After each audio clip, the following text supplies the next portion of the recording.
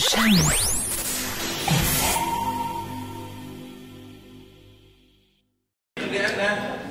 الأداء بتاع مكتب المجلس معناتها تلقى مشروع قانون يوزع 8 لجان، وهذا مضيعة وقت. ما المفروض كان تعدى على لجنة واحدة، لكن مضيعة وقت وهناك تبذير بالجهد، وهناك كذلك أخطاء ارتكبت في منهجية إعداد الدستور والانتقادات اللي كنا في الإبان لفت النظر لها. أنا أطالب سيادة وزير الداخلية بالنظر بعين فاقدة إلى مثل هذه التجاوزات التي يتعرض عليها النواب. سيادة الرئيسة، الحقيقة اللي تمكنت مني أن الكثير من الناس هؤلاء الذين يتكلمون.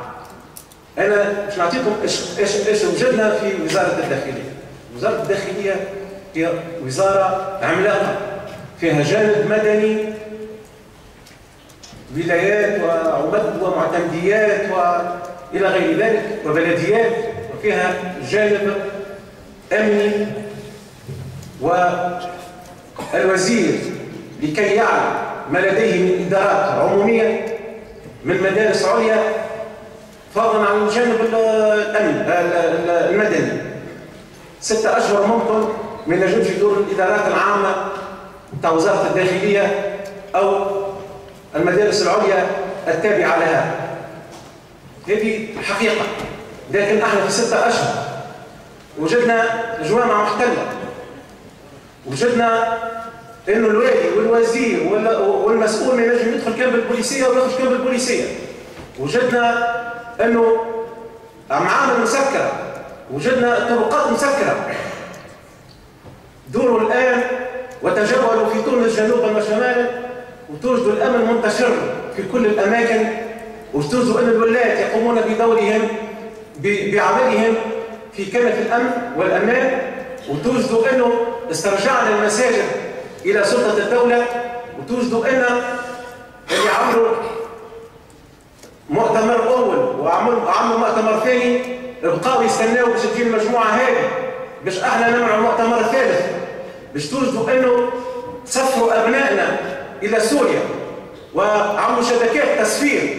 وسامحوني هنا احنا منعنا 6000 من السفر وفككنا شبكات، لكن نفاجأ بأن ضد الجهاد ونفاجأ بمنظمات حقوقية تحتج علينا. علاش نمنعوا في تسفير هؤلاء؟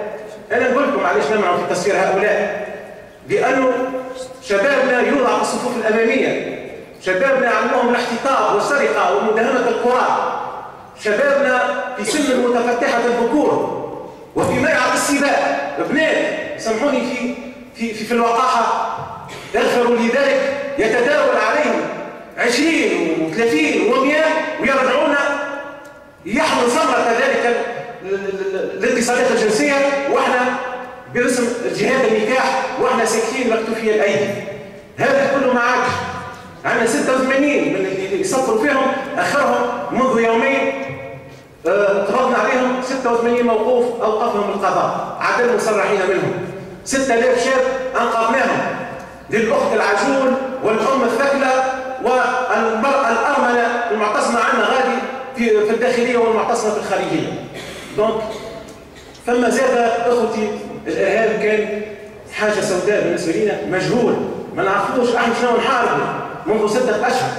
توا ضربناهم في مفاصلهم، عرفنا اجنحتهم، قبضنا القيل القبض على قادتهم، وصحيح شلنا في حمايه المرحوم براهيم محمد براهيم، لكن احبطنا عشرات التفجيرات واحبطنا عشرات الاغتيالات التي كانت مبرمجه بالتوازي في ليله 27 رمضان وما بعدها، وتو التحقيق وحكام التحقيق يثبتون هذا.